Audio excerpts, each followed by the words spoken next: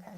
So, right off the bat, how about you tell me just like what you're working on, what your whole idea is, and everything like that? Yeah, perfect. My original idea was to kind of investigate like the unaccompanied refugee minors that are coming into Philadelphia, and to write a story about that. And I'm working with a person pretty closely who is in charge of looking at the biodata for a lot of these different kids from abroad, and trying to like choose which ones he thinks would be able to like be a good fit for residency in the U.S. And there's like so many young children who are refugees, but it's really hard because there's like limited number of spots, so he kind of has to go through and like find ones that look like they have the most potential to thrive here. And so that's kind of what he does, and his name is Marap, and he's like a super, super nice guy. And I met with him a couple times to like talk about his work, as well as kind of just give him a little bit more ideas on what I'm working on. But that's kind of like the broad, very, very broad view of the topic that I'm working on. And then specifically more so, I'm going to kind of give a little bit of Marap's backstory as well, just because he was also a refugee, and kind of like the way that he got to where he is now and kind of why he's so invested in the work that he does, I think would be set like a really good context for the piece.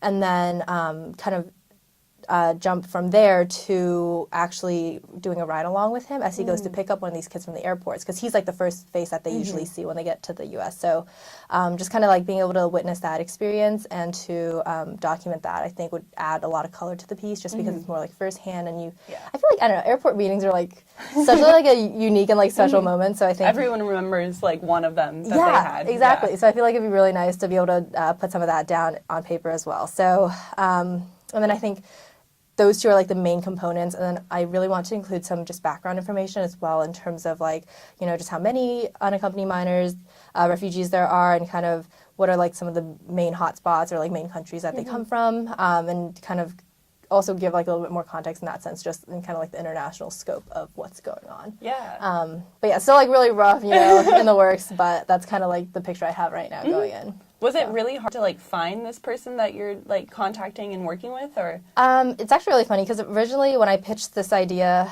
to Jay, it was really not, it really didn't have that much to do with refugees. It just had to do with like the immigration status of like people coming into Philadelphia in general. And so I think Jay probably thought that was like a little too broad. So he actually introduced me to Marap. Oh, okay. So yeah, Jay's been like friends with him for like a long time. So yeah, Jay like prefaced it with like he's like one of the nicest people you'll ever meet, which I think is definitely very true.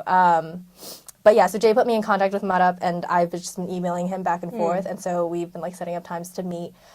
So in that sense, it wasn't very hard to really get in touch with him, just because Jay was like super helpful and kind of putting that first connection in. Yeah.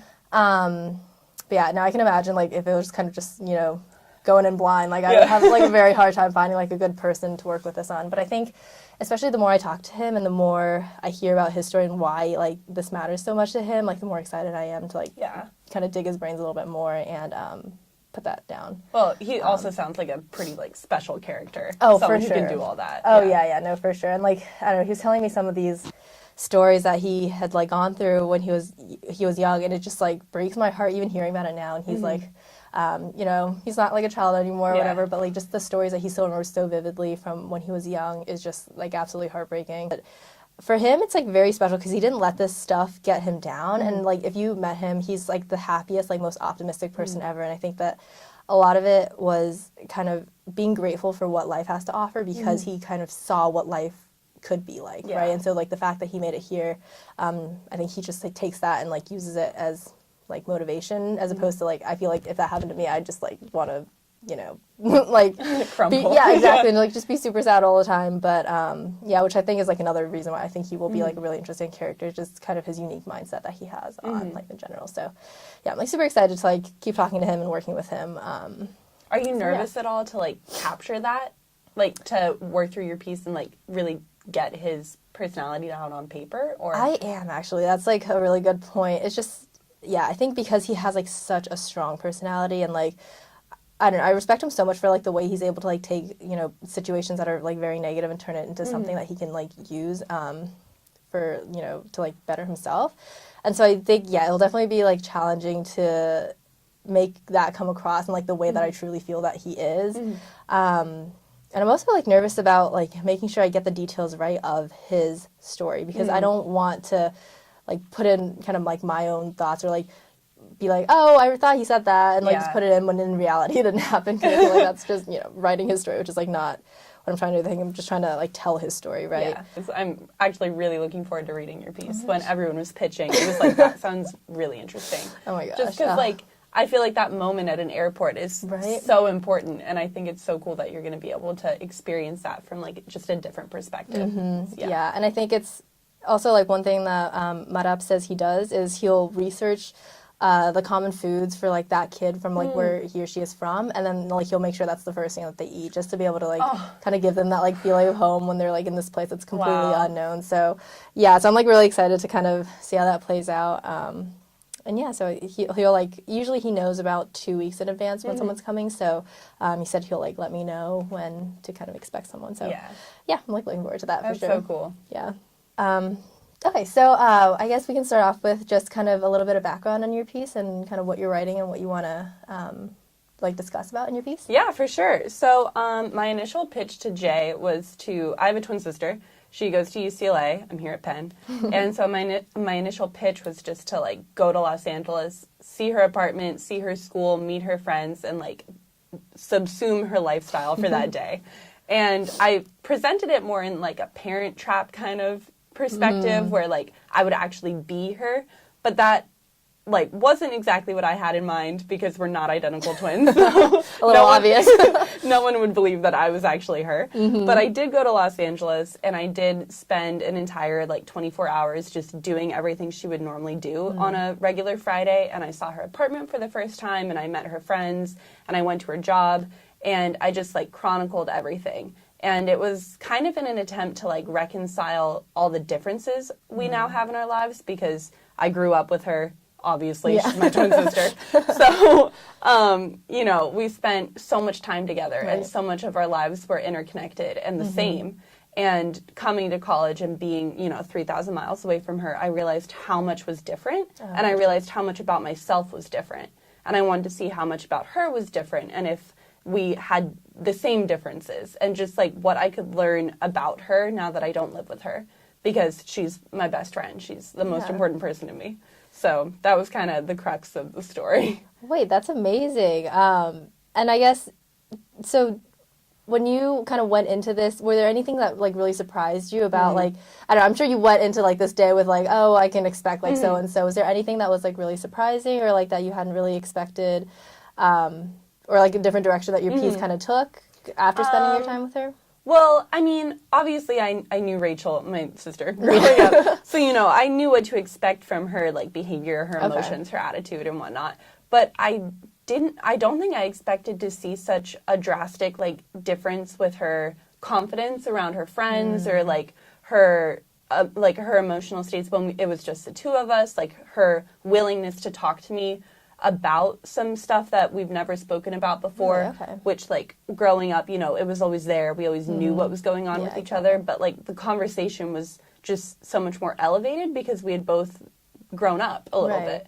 So I don't think I expected to come to that realization that I was like, wow, we're both, like, full-grown adults.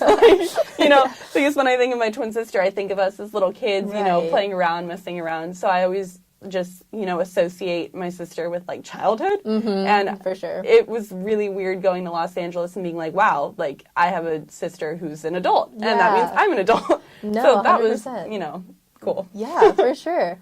So I guess kind of like going off of that, was there like a favorite part with your like piece that you've had so far, or like a worst part that you want to That's a good question, because when I sat down to write it, I, was really jazzed about, like, writing about our past and how much, and, like, what we ate in the past and our breakfast and our morning routine and all that, and, like, some fun little tidbits about our life. But I was really scared to start writing about the actual day I spent as Rachel, because I felt like I wanted to do her justice. She's such a complicated person, and I felt like there was this daunting pressure to represent her.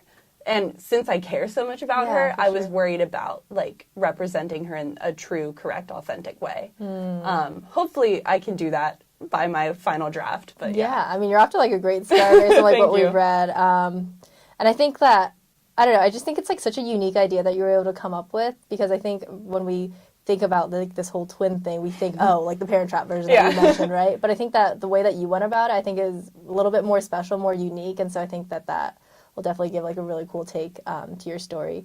Do you think there's like any like future directions that you want to go with it, or like any more research, or like any more follow-up things that you want to talk to your sister about, or do you kind of think you have like the main things that you need? I don't know, just like future directions. If you have any, that makes sense. I definitely want to talk to my sister about like her perspective on me being here for the day, because I was there, I witnessed her reactions and her emotions, but I didn't ask her afterwards like how she felt about it, or if she would want to do the same thing with me, just to like see and have something to compare. So I definitely want to call her, talk to her, and we talk all the time, but like not about this. So that's definitely a direction I'll be taking. Okay, awesome. And then I guess just how is the class going so far? Like kind of, I know we had like the first workshop for you, and that was like super, super fun. Is there anything that was like mentioned that you think you would want to consider, or like kind of just that whole workshop experience and like how you kind of felt and like what your takeaways were from it?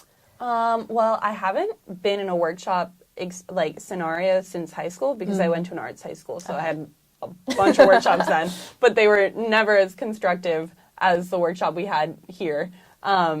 And I felt like I went in so nervous. I was like, oh my gosh, I just laid my life out for these people. What if they're like, that was boring? And everyone was so complimentary and so helpful. Like every suggestion I got, I was like, I'm implementing that. That's such a good idea. So I was really nervous, but now I'm just really excited to like keep working on it and to read everyone else's, because the 2 other stories we read were phenomenal. And for sure. They've had like 2 weeks to work on it, which is crazy. So I'm just really excited. Yeah, no, I'm glad. I was like looking over and you were like highlighting and like writing down everything. I was like, wow, like you're really taking this to heart. No, I think that's awesome.